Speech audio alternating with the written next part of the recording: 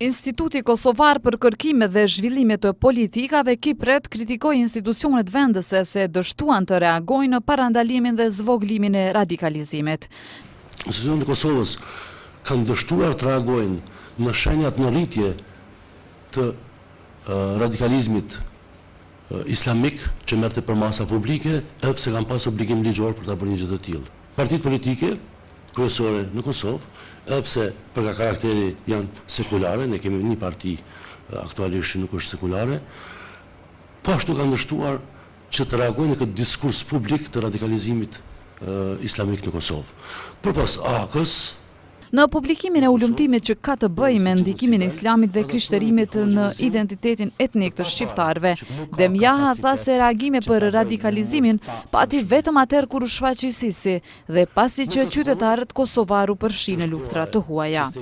Mund të lloj ironike, mund të lloj paradoksale, por në një farë mënyrë unë mendoj se Sisi ka bërë një shërbim Kosovës, sepse është ai që zgjoi nga gjumi institucionet e përgjumura kosovare që mund në fund fillojnë të reagojnë.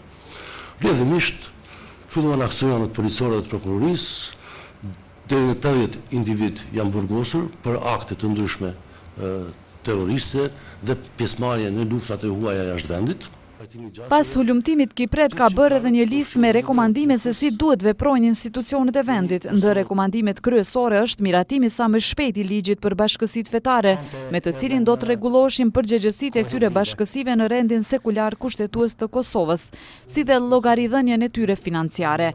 Kipret po ashtu rekomandon që institucionet qeveritare dhe udhëhecit politik të prezantojnë një diskurs të përbashkët publik i cili do të promovonte identitet sekular dhe bashkëjetesën fetare. Në këtë prezantim u tha po ashtu se shqetësuese ndikimi i fesë tek shqiptarët e Kosovës. 37% e shqiptarëve të Kosovës veten e konsiderojnë së pari musliman, pastaj shqiptar, ndërsa 57% i japin përparësi identitetit etnik.